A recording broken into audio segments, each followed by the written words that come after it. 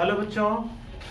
तो आज के लेक्चर में आपको प्रॉपर्टी ऑफ डिटर्मिनेंट बताऊंगा, जिसमें क्या होता है कि सब बच्चे ये कंफ्यूज रहते हैं कि सर इसमें कठिन क्वेश्चन आता है, लेकिन मैं आपको इजीली 7 प्रॉपर्टी बताता हूं और मैं अपने ओर से 2-3 ऑपरेशन बताऊंगा। 2-3 ऑपरेशन और ये 7 प्रॉपर्टी मिला करके ये क्वेश्चन काफी इजी हो जाता है। Determinant this is equal to this ये प्रूफ करना रहता है। खास के सीबीएसई का ये फेवरेट क्वेश्चन है। इस टाइप के क्वेश्चन सीबीएसई एवरी ईयर पूछती है, लेकिन बिहार बोर्ड थोड़ा सा इस क्वेश्चन को इग्नोर कर देती है। लेकिन जब कभी भी जिस साल स्टैंडर्ड क्वेश्चन पूछना रहता है तो आप ऐसे समझ लीजिए कि इस चैप्टर से आना है। तो आपको पहला प्रॉपर्टी याद रखना है कि मान लीजिए हमारे पास कोई डिटर्मिनेंट है या कोई मैट्रिसेज है। पहला प्रॉपर्टी याद रखेंगे ऐसे A1 A B C A1 B1 C1 A2 B2 C2 और A3 B3 और C3। ये हमारे पास पहला कोई डिटर्मिनेंट है, A है। अब मैं इसमें क्या करता हूँ, मैं लैंग्वेज नहीं लिखा रहा हूँ, सिंपली आपको समझा रहा हूँ कि हमारे पास ये एक डिटर्मिनेंट है और इस डिटर्मिनेंट के रो को करस्पॉन्डिंग कॉलम में चेंज कर देंगे। करस्पॉन्डिंग रो का मतलब होता है पहले रो टू पहला कॉलम, दूसरे रो टू दूसरा कॉलम, तीसरे रो टू तीसरा कॉलम। तो डिटर्मिनेंट की वैल्यू में कोई परिवर्तन नहीं होगा। तो उसको हम लोग ऐसे बोल सकते हैं A डैश। तो इसको क्या कर रहे हैं, ये फर्स्ट रो है तो उसको फर्स्ट कॉलम में हमने चेंज कर दिया। A1 B1 C1 A2 B2 C2 C3 A1 B1 C1 A2 B2 C2 और A3 B3 C3। आपने देखा फर्स्ट रो को मैंने फर्स्ट कॉलम में कर दिया, सेकेंड रो को सेकेंड कॉलम में, थर्ड रो को थर्ड कॉलम में। तो इससे क्या होगा कि डिटर्मिनेंट में कोई परिवर्तन नहीं हुआ, A equal to A dash हो जाएगा, है ना। पहला नंबर प्रॉपर्टी है। दूसरा नंबर प्रॉपर्टी क्या है बच्चों कि अगर मान लीजिए हमारे पास डिटर्मिनेंट A1 B1 C1 है, A2 B2 C2 है और A3 B3 C3 है। तो हम अगर किसी रो को रो के साथ इंटरचेंज करेंगे, इंटरचेंज का मतलब अदला बदली, है ना, या कॉलम को कॉलम के साथ इंटरचेंज करेंगे तो क्या होगा, साइन अपोजिट हो जाएगा। जैसे सपोज दैट हम लोग क्या करते हैं, R1 के जगह R2 रिप्लेस कर देते हैं और R2 के जगह R1 रिप्लेस कर देते हैं, तो डिटर्मिनेंट का साइन चेंज हो जाएगा। अगर डिटर्मिनेंट की वैल्यू प्लस आती है और ये ऑपरेशन लगाने के बाद तो डेफिनेटली साइन नेगेटिव आ जाएगा। ऐसा किसी भी तरीके से आप कर सकते हैं। R3 को हम R1 के जगह रिप्लेस कर दें, या दूसरा ऑपरेशन ये भी कर सकते हैं, C1 के जगह C3 हमने किया, C3 के जगह C1 किया, C2 के जगह C1 किया और C2 के जगह C1 दोनों तरफ से चेंज कर सकते हैं। तो डिटर्मिनेंट की वैल्यू में साइन का परिवर्तन हो जाएगा। तो सिंपली आप समझ लीजिए, मैं ऐसा करता हूँ R1 के जगह R2 और R2 के जगह R1 रिप्लेस करता हूँ। तो हमारे पास ये लिख सकते हैं चेंज करने के बाद A2 B2 और C2। तो A1 B1 C1 और थर्ड रो ऐसे ही रह जाएगा A3 B3 C3। तो इसमें क्या हो जाएगा, माइनस साइन लग जाएगा। तो हम इसको ऐसे लिखेंगे, इसको लिख देते हैं A डिटर्मिनेंट और इसको लिखते हैं B। तो हम लोग क्या लिखेंगे यहाँ पे, A equals to minus B हो जाएगा।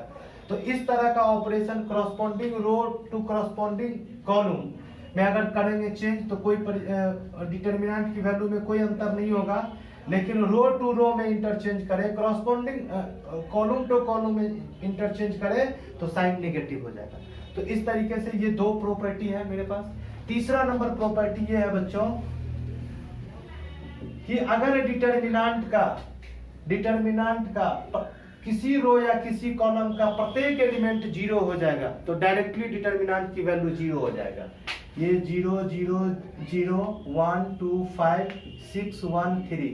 तो ऐसी परिस्थिति में डिटर्मिनेंट की वैल्यू क्या हो जाएगी, 0 हो जाएगी। दूसरा एग्जांपल है 1 2 -1 0 0 1 0 0 0 2 1 6। तो ऐसी परिस्थिति में इसकी वैल्यू डायरेक्ट 0 हो जाएगी। तो बिहार बोर्ड ऑब्जेक्टिव में 1 मार्क्स में ऐसा क्वेश्चन खूब पूछती है। चलिए हम लोग लिखते हैं नेक्स्ट नंबर प्रॉपर्टी। साफ करने वाला कहाँ गया, नेक्स्ट नंबर प्रॉपर्टी देखते हैं बच्चों। चलिए बच्चों नंबर 4 प्रॉपर्टी हम देखते हैं। काफी बिहार बोर्ड काफी आसान तरीके से ये पूछते रहता है चलिए देखिए यहाँ पे चौथा नंबर प्रॉपर्टी जो है वो क्या है, किसी डिटर्मिनेंट या किसी मैट्रिसेज का दो रो या दो कॉलम आइडेंटिकल होगा। फिर से समझना बच्चों, किसी डिटर्मिनेंट या मैट्रिसेज का कोई दो रो या दो कॉलम आइडेंटिकल होगा तो उसकी डिटर्मिनेंट वैल्यू क्या हो जाएगी, 0 हो जाएगी। अब समझ लीजिए जैसे यहाँ पे 1 2 3 है, 5 5 5 है, 5 5 5 है, तो बिना देखे समझे हम इसको क्या करेंगे, 0 कर देंगे। क्यों? क्योंकि C1 इक्वल्स टू C3 है, ठीक ना। 1 2 3 1 2 3 5 5 9 4, ये क्या दिख रहा है आपको, ये और ये क्या है, आइडेंटिकल है। तो क्या देखेंगे, R1 इक्वल्स टू R2 है, यहाँ पे C1 इक्वल्स टू C, तो इसकी वैल्यू क्या हो जाएगी, 0 हो जाएगी। फिर से समझ रहे ना। तो नंबर थर्ड प्रॉपर्टी ये है, 4 है। 5 नंबर प्रॉपर्टी हम लोग देखेंगे बच्चों, मैट्रिसेज। यहाँ पे मैं दो बातें बताऊंगा। मैट्रिसेज में किसी नंबर से मल्टीप्लाई करना है, ABC 1 2 3 0 1 5। तो मैट्रिसेज के अंदर किसी नंबर K से मल्टीप्लाई करना है तो उसके प्रत्येक एलिमेंट के साथ मल्टीप्लाई हो जाएगा। तो यहाँ क्या हो जाएगा, AK BK CK K 2K 3K, यहाँ पे K हो जाएगा, यहाँ पे 1K हो जाएगा और यहाँ पे 5K हो जाएगा। तो गौर से समझना, किसी मैट्रिसेज में अगर हम K से मल्टीप्लाई करते हैं तो उसके प्रत्येक एलिमेंट के साथ मल्टीप्लाई होगा। बट अगर डिटर्मिनेंट में मल्टीप्लाई करते हैं, अगर किसी डिटर्मिनेंट में A B C D ऐसे, तो किसी खास रो या किसी खास कॉलम में मल्टीप्लाई होगा। याद रखना, मैं फिर से समझा रहा हूँ, मैट्रिसेज के अंदर मल्टीप्लाई होगा तो प्रत्येक एलिमेंट के साथ मल्टीप्लाई होगा, लेकिन डिटर्मिनेंट में क्या होगा, किसी खास रो या किसी खास कॉलम के साथ क्या होगा, मल्टीप्लाई होगा। तो यहाँ पे देखना, ये हो जाएगा AK BK CD, या तो ऐसे लिखो या नहीं तो ऐसे लिखो, AK CK B और D। समझ गए ना।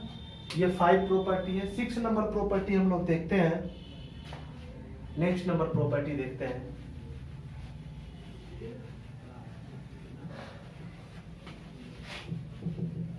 अगर हमारे पास कोई मैट्रिसेज है और किसी रो या किसी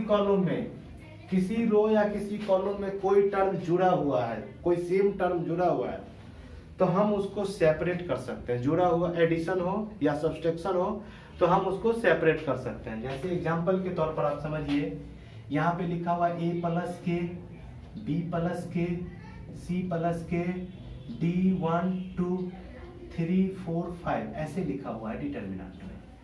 तो हमने क्या देखा कि डिटर्मिनेंट के फर्स्ट रो में कोई टर्म जुड़ा हुआ है K, तो या फिर घटा हुआ है, सब्सट्रैक्ट है, तो हम इसको ऐसे इजीली लिख सकते हैं A D 3 B 1 4 C 2 5 plus K D 1 2 3 4 5। समझ गए। प्लस अगर माइनस के साथ है तो माइनस वाला। तो ये कितना नंबर प्रॉपर्टी था, 6 नंबर ना बच्चों, 6 नंबर। अगर 7 नंबर प्रॉपर्टी क्या है, अगर कितना था प्रॉपर्टी नंबर 6 है, ठीक है। तो आपको इस तरीके से आपको 6 प्रॉपर्टी याद रखना है। उसके बाद 2 ऑपरेशन क्या याद रखना है, जब कभी भी हम क्वेश्चन प्रॉपर्टी ऑफ डिटर्मिनेंट से क्वेश्चन को सॉल्व करते हैं तो उसमें हमें determinant equals to something prove करना रहेगा। तो उसमें मेरी पहली कोशिश होगी किसी डिटर्मिनेंट या किसी मैट्रिसेज के किसी रो या किसी कॉलम को 2 एलिमेंट को 0 करना। तो 2 एलिमेंट को 0 करने के लिए आपको क्या क्या ऑपरेशन करना पड़ सकता है, इसको हम बोलते हैं ऑपरेशन। और रूल ऑफ ऑपरेशन देखना, समझना क्या होता है रूल ऑफ ऑपरेशन। अब जैसे हमारे पास 1 1 1 है, 2 4 3 है, या समथिंग कुछ भी है, 0 1 2 है, तो हमें पहला काम ये करना रहता है, उसके जस्ट नीचे क्वेश्चन करवाएंगे तो समझ में आएगा। किसी रो या किसी कॉलम में अगर सेम एलिमेंट देखेंगे तो हमको 2 टर्म को 0 करना है, 2 एलिमेंट को 0 करना है। तो ऑपरेशन कैसे लगाएंगे, अगर रो में सेम एलिमेंट है तो हम कॉलम को ऑपरेट करेंगे, कॉलम में सेम एलिमेंट है तो रो को ऑपरेट करेंगे। तो हमारा यहाँ पे सेम एलिमेंट कहाँ है, रो में है, तो हम कॉलम में ऑपरेट करेंगे। तो कॉलम में ऑपरेशन करने का तरीका समझिए। अगर C1 में हम कुछ कर रहे हैं तो C1 में से ही कुछ जोड़ेंगे या घटाएंगे, कुछ भी करेंगे, C2 या C3। ऐसा नहीं कि C1 कर रहे हैं तो यहाँ C2 में से कुछ जोड़ घटाव का नहीं, ये रूल हमेशा याद रखना। C1 में से कर रहे हैं तो C1 में से ही कुछ होगा। अगर हमने यहाँ C2 को कोई ऑपरेट कर रहा है तो C2 प्लस माइनस जो कुछ भी करना है जिसके साथ, लेकिन पहले यहाँ होना चाहिए। अगर हमको रो को भी ऑपरेट करना है तो R1 प्लस माइनस जो कुछ भी करना है, R2 या R3 कुछ भी करना हो, तो ये बात याद रखिएगा। जस्ट एक मैं एग्जांपल करवाता हूँ, उसके बाद आपको ये समझ में आएगा। वैसे ये आपका फार्मूला सीरीज का वीडियो चल रही है, तो ज़्यादा कोशिश कीजिए कि हम लोग फार्मूला डिस्कस करते हैं। और मेरा 5 मार्क्स वाला क्वेश्चन का सीरीज आएगा तो हम लोग उसमें डिस्कस करेंगे। हम प्रत्येक चैप्टर का 5 मार्क्स वाले चैप्टर का वीडियो और उससे क्वेश्चन रिलेटेड हम सॉल्यूशन करेंगे। तो मिलते हैं अगले वीडियो में बच्चों। Okay, thank you.